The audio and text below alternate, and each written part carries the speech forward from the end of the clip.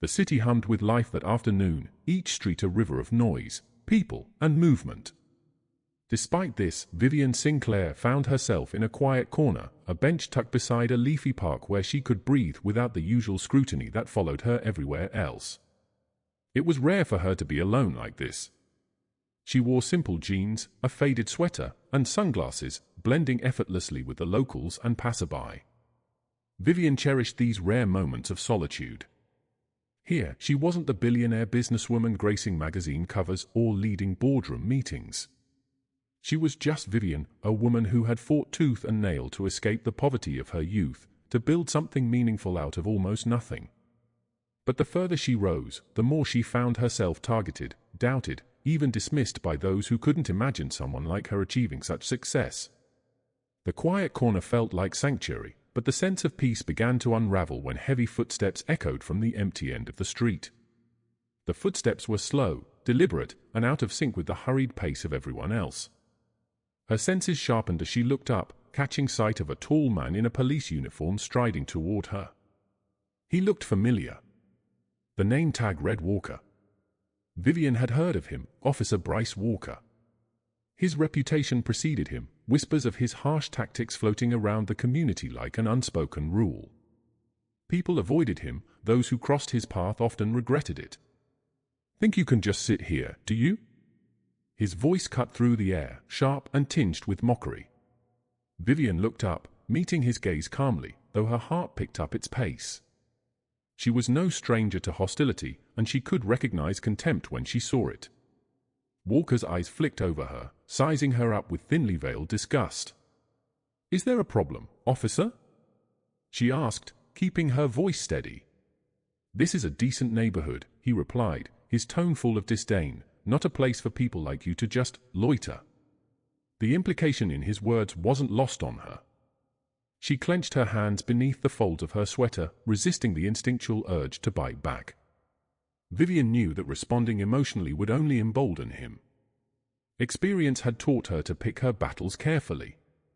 Still, she couldn't let him intimidate her. "I'm not doing anything wrong," she replied, her voice firm but calm. "Just sitting here for a moment." Walker's sneer deepened, the tension in his gaze unmistakable. "You don't understand how things work here, do you? I decide what's right or wrong, and you sitting here is definitely wrong." Vivian could feel her pulse hammering in her veins, the anger rising within her chest. But she wouldn't let him get a reaction from her. Holding her gaze steady, she reminded herself of the countless obstacles she had overcome. No single officer's prejudice would rattle her, not after everything she'd been through. "Officer, I'm just here enjoying a quiet moment," she said, trying once more to de-escalate the situation.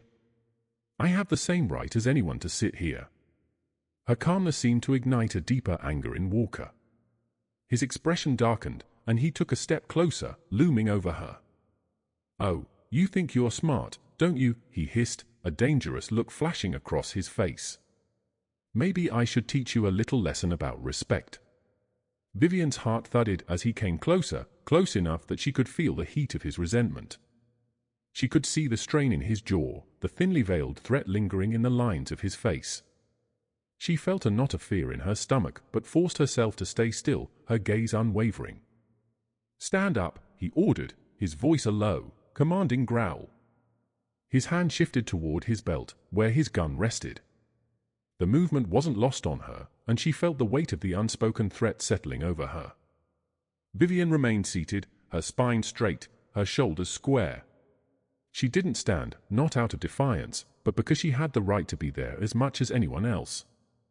Her calm demeanor seemed to aggravate him further, and he leaned down, his face inches from hers, seething with a barely controlled anger.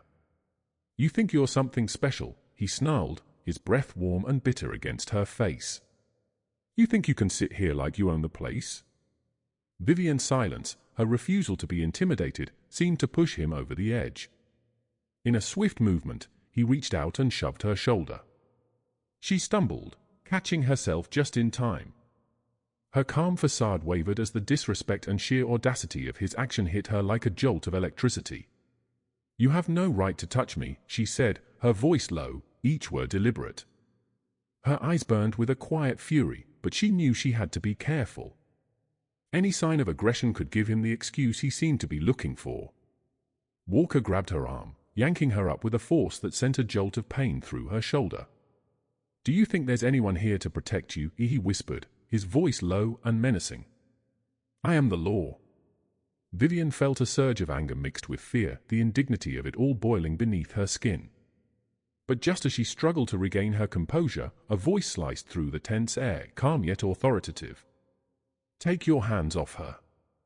Now." Walker stiffened, turning to face the speaker. A tall man in a dark jacket stood a few paces away, his gaze leveled at Walker. Vivian felt a wave of relief wash over her as she recognized him, Daniel Reed.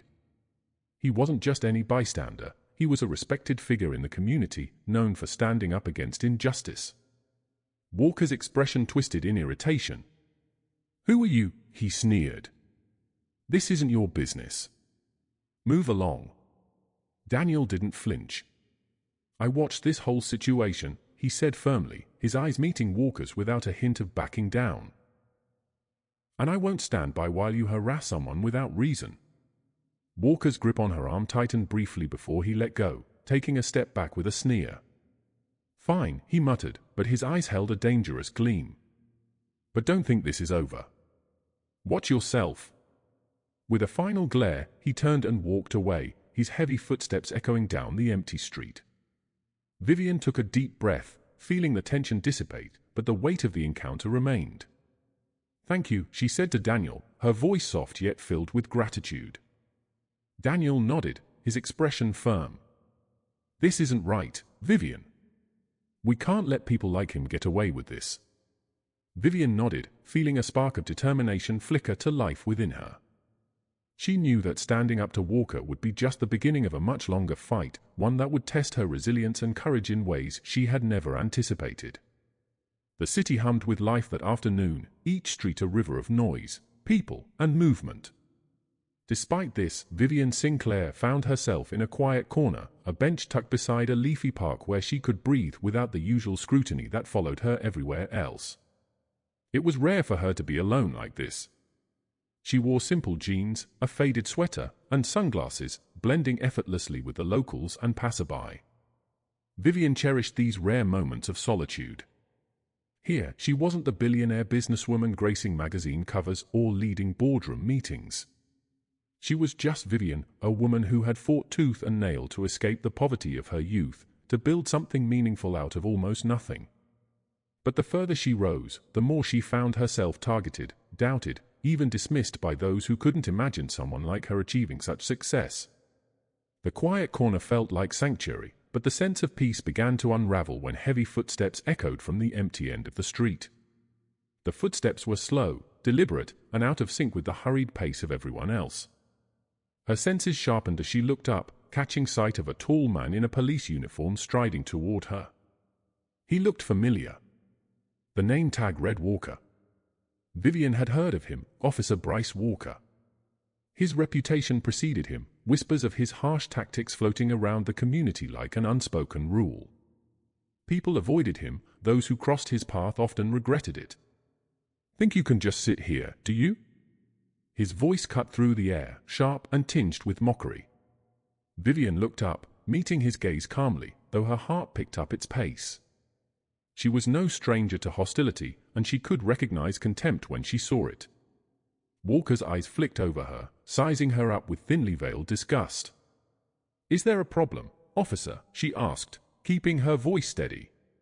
"This is a decent neighborhood," he replied, his tone full of disdain, "not a place for people like you to just loiter."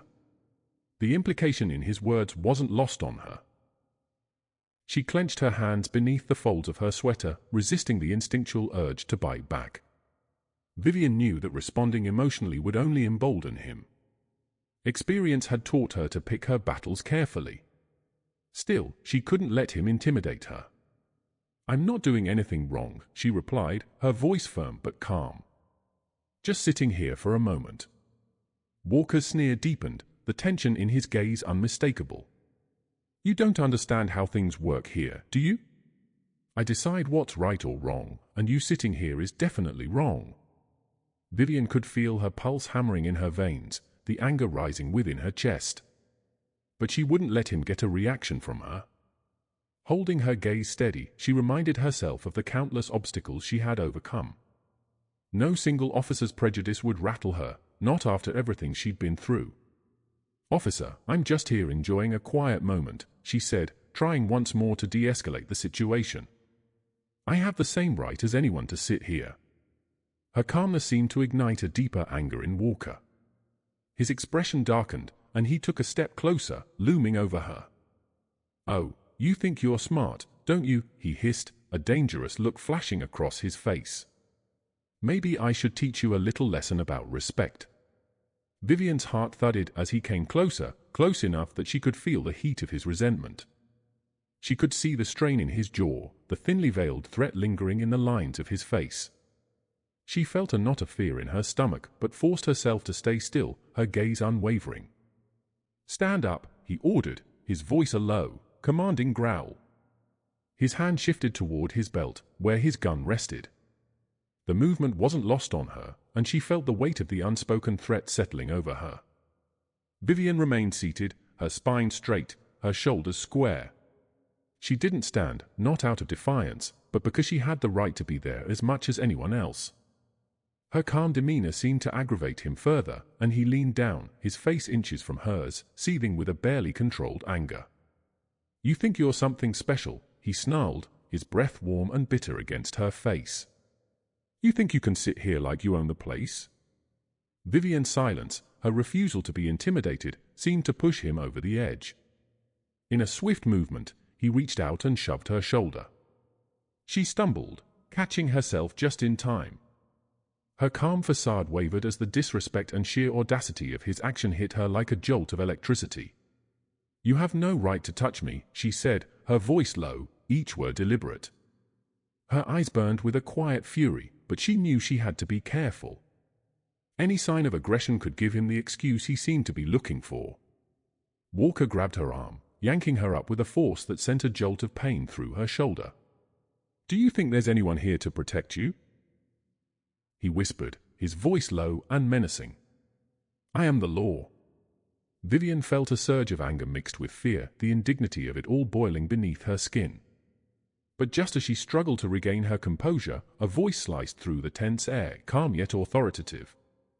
"Take your hands off her. Now." Walker stiffened, turning to face the speaker. A tall man in a dark jacket stood a few paces away, his gaze leveled at Walker. Vivian felt a wave of relief wash over her as she recognized him, Daniel Reed. He wasn't just any bystander, he was a respected figure in the community, known for standing up against injustice. Walker's expression twisted in irritation.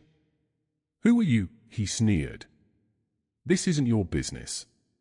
Move along." Daniel didn't flinch. "I watched this whole situation," he said firmly, his eyes meeting Walker's without a hint of backing down.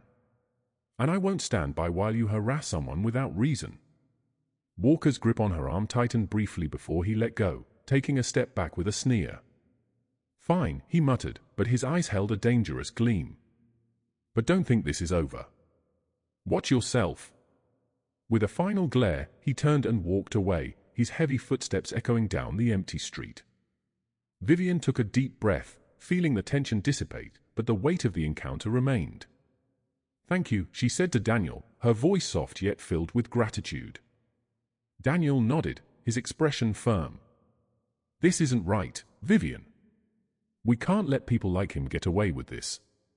Vivian nodded, feeling a spark of determination flicker to life within her. She knew that standing up to Walker would be just the beginning of a much longer fight, one that would test her resilience and courage in ways she had never anticipated. Vivian's hands were tightly cuffed as she was led into the police station. The sterile white walls and fluorescent lights created an unforgiving atmosphere. Each step she took echoed in the hallway, an unwelcome reminder of the reality she was now facing.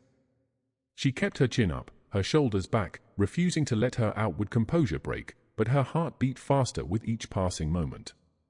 Vivian Sinclair was no stranger to hostile environments, yet the weight of her situation felt like a cruel parody of justice. The officers who processed her looked at her with varying degrees of disdain and curiosity, some glancing at her as if she were a common criminal, others with a glimmer of recognition that bordered on unease. Officer Walker's face flashed in her mind, his cold, mocking voice ringing in her ears. She replayed the confrontation over and over, wondering if there was a moment she could have changed the course of events. But no. She knew better. There was no winning with a man like Walker, and she hadn't fought so hard her entire life just to be trampled by his kind now. As she waited in the holding cell, her mind wandered to Daniel, the man who had stepped forward, unafraid to speak up. In that small moment, she'd felt hope that there were people willing to stand against the abuse of power, even if it came at personal risk. But now, she felt isolated again, surrounded by an unfeeling system that seemed all too eager to disregard her rights and silence her voice. An hour passed. The sounds around her, a clock ticking, footsteps passing, distant conversations, blended into a cacophony of indifference. But then, the heavy door opened, and in walked a woman with an aura of authority and grace. She was dressed in a crisp navy suit, her dark hair pulled back, her gaze sharp as a blade. Vivian's heart lifted slightly at the sight of her. She recognized her from news reports and articles, Sandra Mills, one of the most formidable civil rights attorneys in the country. Sandra's eyes met Vivian's, and she offered a reassuring nod as she sat down across from her. "Vivian, I'm here to help. Daniel contacted me as soon as he saw what happened. I'm here to make sure that whatever Walker started doesn't go unchecked." Vivian took a steadying breath, surprised by how comforting Sandra's presence felt. It was as though she were looking at a lighthouse amidst a raging storm. "Thank you, Sandra. I can't tell you how much it means to have someone in my corner." Sandra nodded, opening her briefcase and taking out a small notebook. "Now, I need to hear everything. Walk me through what happened, start to finish. Leave nothing out." Vivian told her every detail, from her quiet moment on the bench to the creeping sense of dread as Walker approached, each word painting a vivid picture of the abuse she had endured. As she spoke, the anger she'd kept at bay began to rise, her voice tightening as she relived the officer's disdainful sneer, the rough grip on her arm, the arrogance with which he believed he could do anything without consequence. Sandra listened intently, her pen moving swiftly across the page. When Vivian finished, Sandra's eyes had darkened, her expression one of controlled fury. Walker is notorious for this kind of behavior, but he's rarely held accountable. There are whispers, but no one's managed to pin him down. People like him thrive on intimidation and fear, but you, Vivian, you're not just another case to him. You're a symbol of everything he wants to destroy. Vivian's jaw clenched, a mixture of anger and determination flaring up within her. "I won't let him get away with this. Not this time." Sandra's lips curved into a faint, approving smile. "Good. We're going to file a lawsuit, not only against Walker but against the precinct, demanding a thorough investigation. Walker may have started this, but we're going to expose every bit of rot that allowed him to act with such impunity." The door opened, and an officer leaned in, giving Sandra a cold look. "Your time's up, Ms. Mills." Sandra raised an eyebrow but didn't respond, her gaze like ice as she packed her things. "We'll get you out soon, Vivian. And remember, no one is above the law, not even Officer Walker." She stood, giving Vivian one last nod before she was escorted out. Vivian sat alone again, the echoes of Sandra's words lingering in the cold room. Despite the chains of the system pressing down on her, a spark of hope ignited within her. For the first time since she had been dragged to the station, she felt a quiet sense of strength. Hours passed before she was led to an interrogation room, the walls bare and the light harsh. Vivian felt herself brace as the door opened again. And there, once more, was Officer Walker, a smug smile playing on his lips as he sauntered in and took a seat across from her. "Well, well," he drawled, folding his hands as he leaned back in his chair. "Looks like someone made a few friends on the outside." Vivian met his gaze with unwavering defiance. "You have no idea what you've started, Walker." He chuckled, a low, condescending sound. "Oh, I think I know exactly what I started. People like you think you can just walk into places you don't belong, act however you want. But here? I decide who belongs and who doesn't. Vivian's hands tightened into fists beneath the table, but she kept her voice steady. Your badge doesn't give you the right to abuse people, Walker. Not everyone will stay silent forever. His smile faded, a flicker of anger crossing his face. You think you're going to intimidate me? Do you know how many people I've dealt with like you? You're nothing special. She felt the sting of his words but refused to show it. You might be right about that, she replied quietly, but there's something different this time. I won't let this go, Walker. Not for myself and not for anyone else who's had to put up with you. For a moment, his expression shifted, a brief flash of uncertainty breaking through his mask. He stood abruptly, his movements jerky with barely concealed rage. You'll regret this, Sinclair. People like me don't lose. Remember that. With a last disdainful glare, he stormed out, the door slamming shut behind him. The cold silence settled around Vivian once more, but she felt a newfound resolve. Walker's threats no longer held the same weight they once did. She wasn't alone in this fight anymore. Soon after, the door opened again, and she was led out to the main area where Daniel stood, waiting with a calm, determined expression. Sandra's on her way back, he said, his voice low. We're getting you out of here. She gave him a small, grateful smile, feeling a wave of relief. But it wasn't over, this was only the beginning of a much larger battle. They were about to embark on a fight that would challenge not only the power dynamics within the precinct, but also the deeply ingrained prejudices that Walker embodied. As she walked out of the station with Daniel by her side, the night air felt sharp and bracing. The city lights blinked in the distance, illuminating a path that had never felt more daunting. But Vivian had come too far to let herself be silenced now. With Sandra and Daniel's support, she was ready to face what lay ahead. She was about to make Walker's abuse a story that couldn't be ignored, one that would expose the cracks in a system that had looked the other way for too long. And she was determined to see it through to the end. The sun rose slowly over the city as Vivian sat by her window, watching the light seep into her room, filling it with warmth. Her mind was already abuzz with thoughts of the fight ahead. Sandra and Daniel had both assured her they would stand by her, but the weight of this endeavor of challenging a powerful system pressed heavily on her. Vivian knew that facing Walker was only a small piece of the larger puzzle. She would need more than courage to change things, she would need allies, voices to stand with her. By mid-morning, her phone buzzed incessantly. News of her detainment had leaked, and the media was already buzzing with curiosity. Vivian's name, typically associated with wealth and success, was now the center of an entirely different kind of story, one about injustice, abuse, and resistance.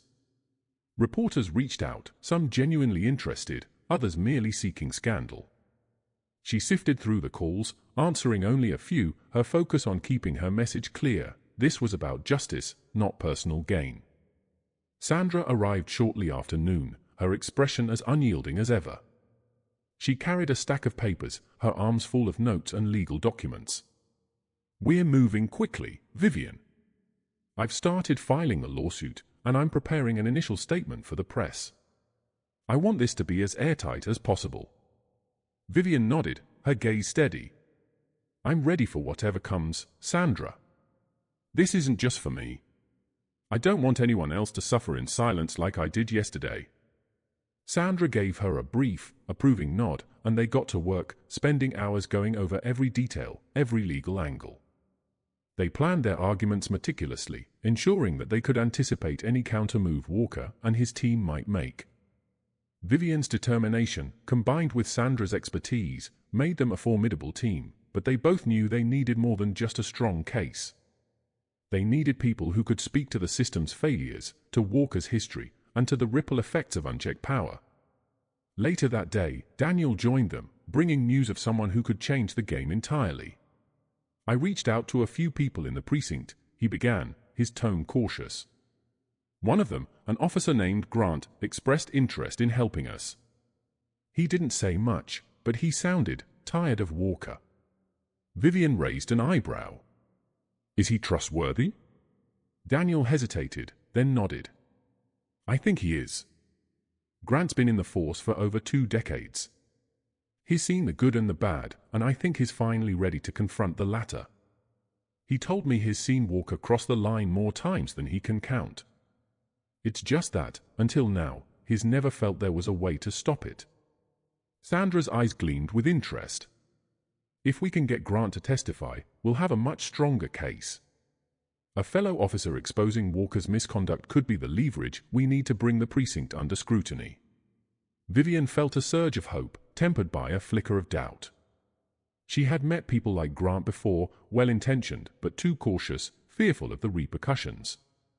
If he's willing to testify, we need to make sure he understands what's at stake, she said, her voice steady.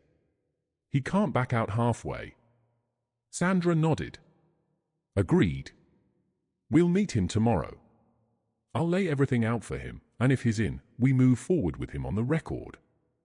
The next day, they met Grant in a quiet cafe on the outskirts of the city. He was a tall man with a weary expression, his eyes shadowed with years of hard truths and silent compromises. Vivian could see the tension in his posture, the reluctance weighing him down. But there was also a glimmer of determination, something raw and untamed that told her he was ready to speak up. He looked at Vivian, then at Sandra, his gaze shifting uncomfortably.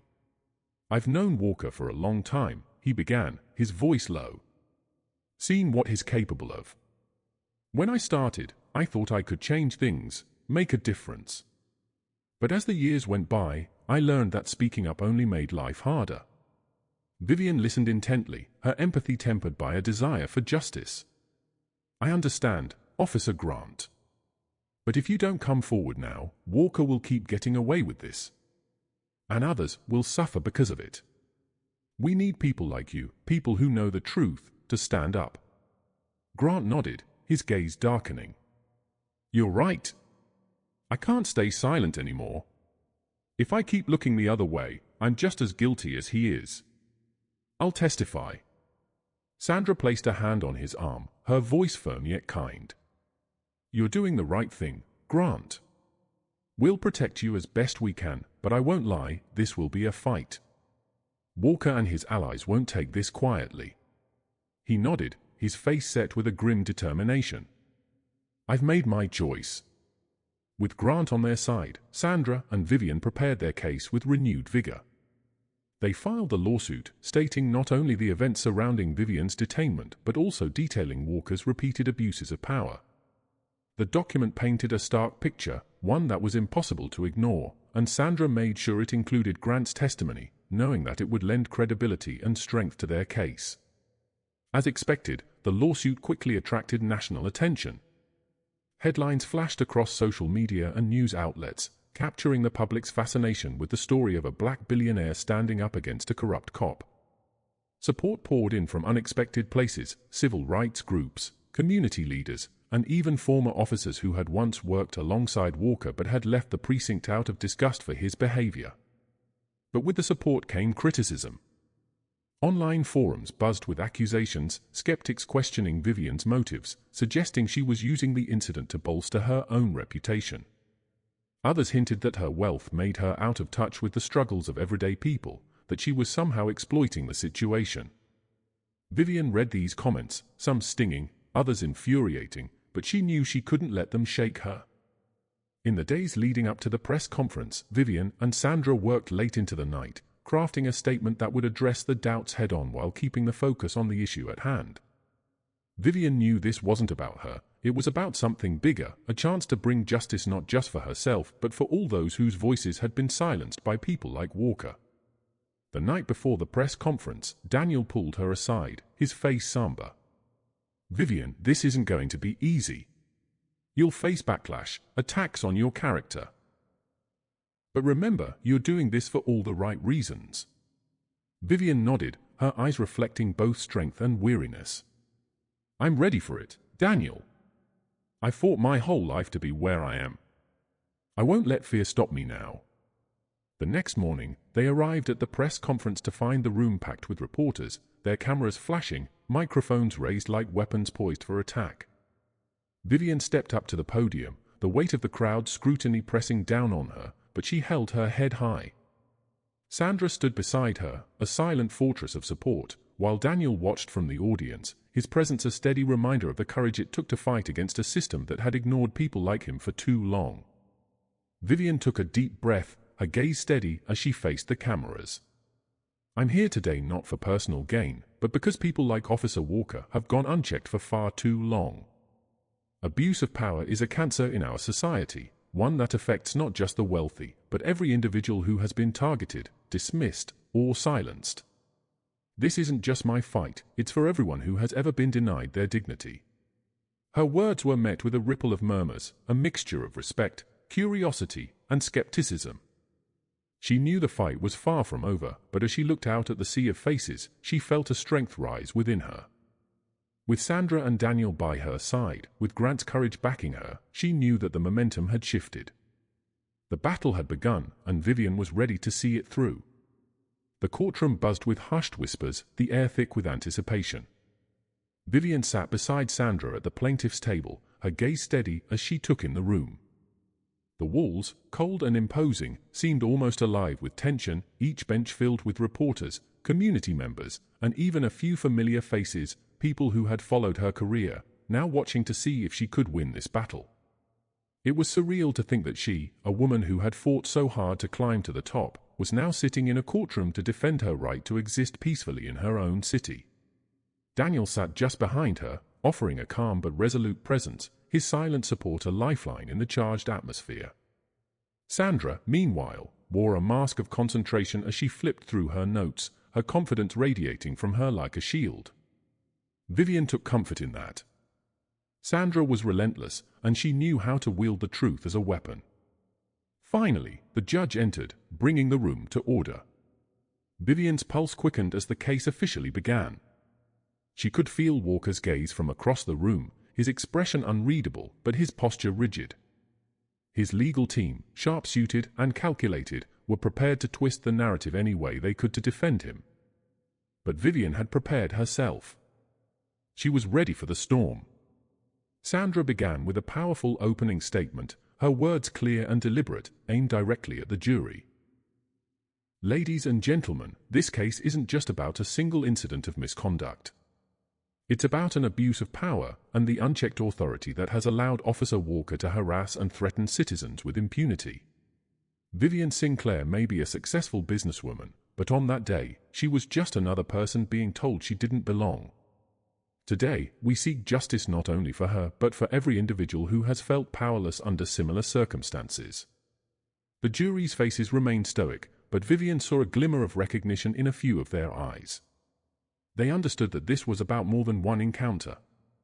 It was a challenge to a system that had long protected individuals like Walker. One by one, witnesses were called to the stand. The first few were character witnesses, each describing Walker's history, his tendency to escalate minor situations, his pattern of targeting those he perceived as vulnerable.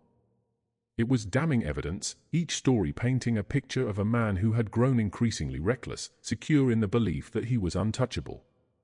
Then came Officer Grant. The tension in the room heightened as he stepped up, his uniform pressed, his face set with determination. Vivian felt a surge of gratitude toward him. Grant's decision to testify was a personal risk, one that could cost him his career. But as he raised his right hand and swore to tell the truth, she knew he was prepared to face whatever might come. Sandra approached him with her usual calm precision. "Officer Grant, can you tell us how long you've known Officer Walker?" Grant nodded, his voice steady but filled with a quiet intensity. "I've known Walker for 15 years. We started around the same time. And in that time, have you observed behavior from Officer Walker that you believe to be key problematic?" Sandra's tone was careful, allowing Grant the space to choose his words. Grant hesitated, his gaze dropping for a moment. "Yes. I've seen him cross the line. He has a way of targeting certain people, especially those he thinks can't fight back. I've watched him escalate situations without cause, using his authority as a means to intimidate rather than protect." A murmur rippled through the courtroom, and Vivian saw the jury lean in, hanging on to his every word. Grant's testimony was hitting close to home, his words striking at the heart of what they all feared, that the system they relied upon could be exploited so easily. Sandra pressed on, her voice soft but unrelenting. "Officer Grant, can you recall any specific incidents where Officer Walker's behavior could be considered abusive?" Grant took a deep breath, his face a mix of shame and resolve. "There was an incident 2 years ago. Walker stopped a young man for jaywalking.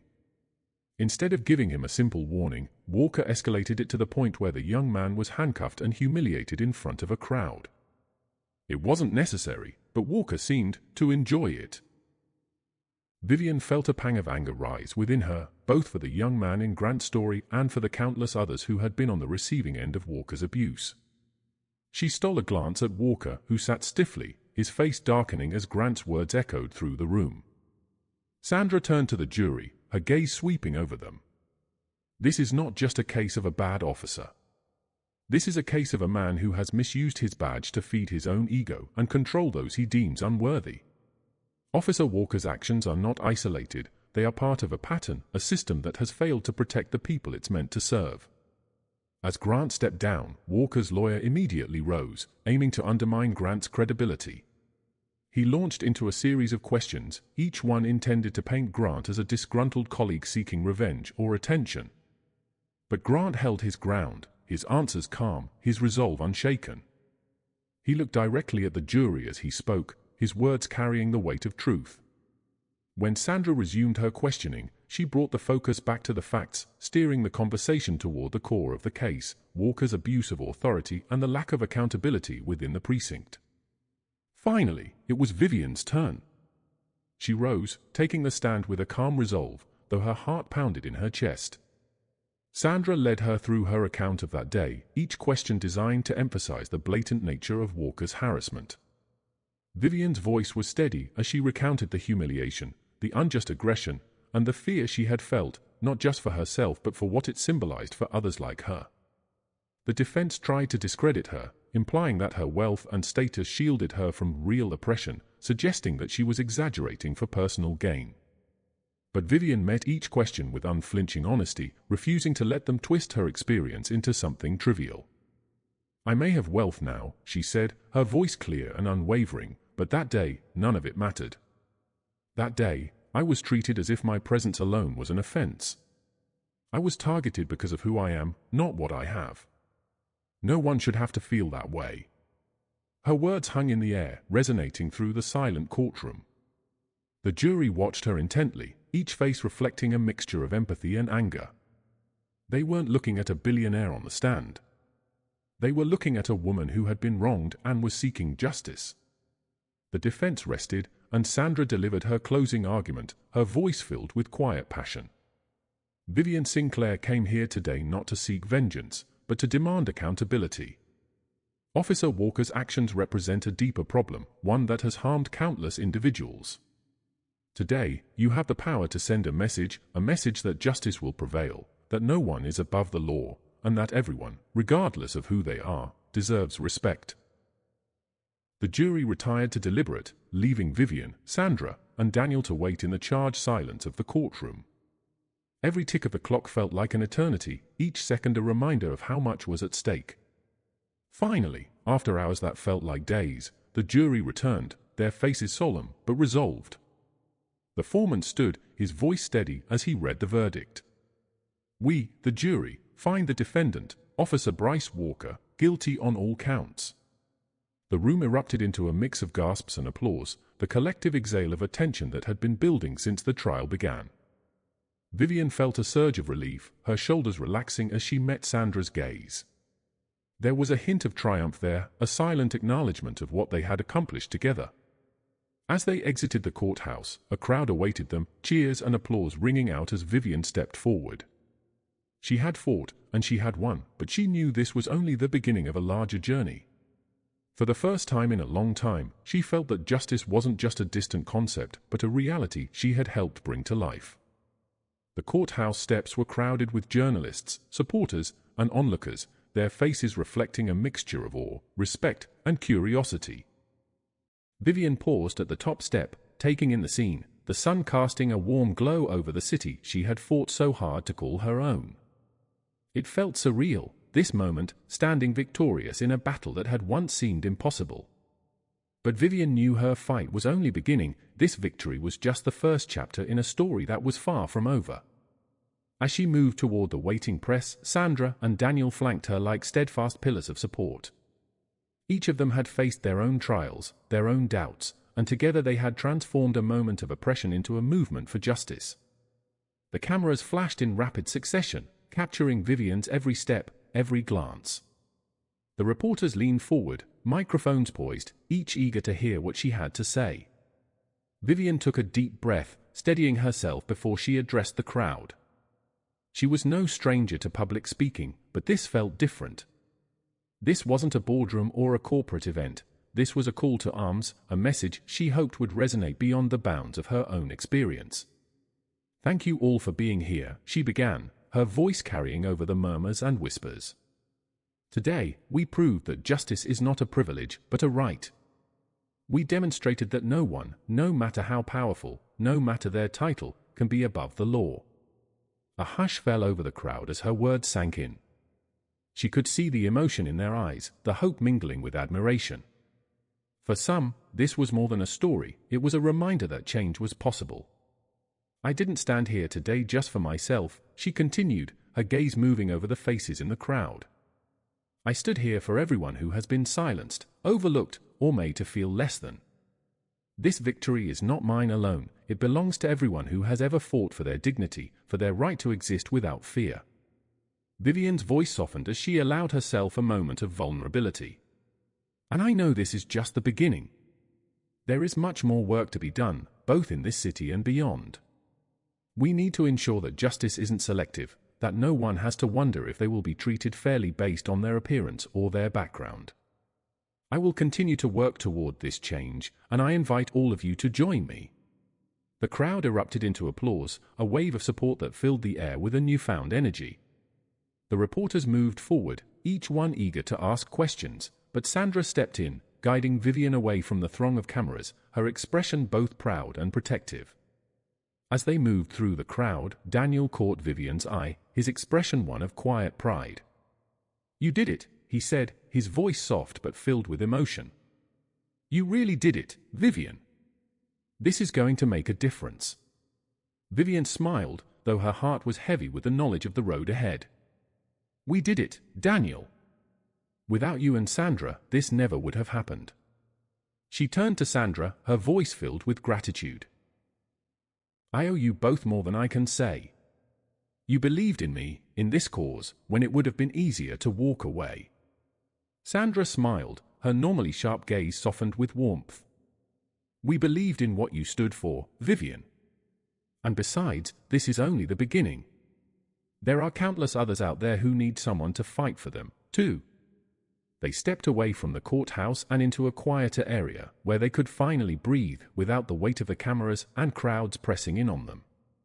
Vivian leaned against a railing, gazing out over the city, her mind swirling with thoughts of what lay ahead. "I keep thinking about Officer Grant," she murmured, her gaze distant. "He risked everything to testify. People like him are going to face backlash for speaking up, and they need to know they're not alone." Daniel nodded, leaning against the railing beside her. "Grant did what so many are afraid to do," he broke the silence. "If we can build on that, create a platform for others to speak out, then this victory will be more than just a single case. It will be the start of real change."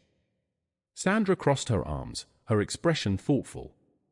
"There's a movement here, Vivian, waiting to be born. People are tired of the injustice, the double standards, the abuse of power. We could establish an organization, a foundation that supports those who have been wronged by the very system that's supposed to protect them." Vivian's eyes lit up with newfound resolve. "A foundation for justice," she said softly, the idea taking shape in her mind. "We could provide legal assistance, mental health support, and public advocacy for people who are too often ignored. We can make sure no one has to face this alone." Sandra's smile grew, her voice carrying the excitement of someone who had waited for this moment her entire life. "And we'll have the resources, the connections, the visibility. With your voice, Vivian, we can bring national attention to these issues, force change from the top down." Vivian felt a surge of energy, a renewed sense of purpose. She had spent her life building a fortune, achieving a level of success that most only dreamed of, but it was this moment, this vision of a world changed for the better, that felt like her true calling. Over the next few weeks, the idea blossomed into reality. With Sandra and Daniel by her side, Vivian poured her resources into the creation of the Sinclair Foundation for Justice, a non-profit dedicated to fighting abuse of power and championing civil rights. The foundation's mission was clear: to provide legal assistance to victims of injustice, to hold accountable those who misused their power, and to advocate for systemic reform. As the foundation took shape, Vivian found herself reinvigorated. She met with community leaders, former victims, and advocates from across the country, each one bringing their own story, their own passion. The foundation's launch was met with widespread support, the media hailing it as a groundbreaking step toward accountability and reform. But there were challenges, too. Critics accused Vivian of using her foundation to cleanse her image, claiming she was an outsider meddling in matters she didn't truly understand. Others in positions of power pushed back, fearing the scrutiny her foundation would bring to their own practices. But Vivian, Sandra, and Daniel pressed forward, undeterred. They had seen the cracks in the system firsthand, and they knew that change was rarely welcomed by those who thrived in its flaws. Months passed, and the foundation's impact became undeniable. Cases emerged, stories of people who had been silenced now finding a platform, their voices amplified by the Sinclair Foundation. The foundation became a beacon, a place of refuge and strength for those who had suffered in silence. The media shifted its tone, and even the skeptics began to acknowledge the real impact Vivian was making. One evening, as Vivian sat in her office, looking over the city skyline, Daniel entered, a quiet smile on his face. "You're making a difference, Vivian. People are talking, and they're not just talking, they're fighting.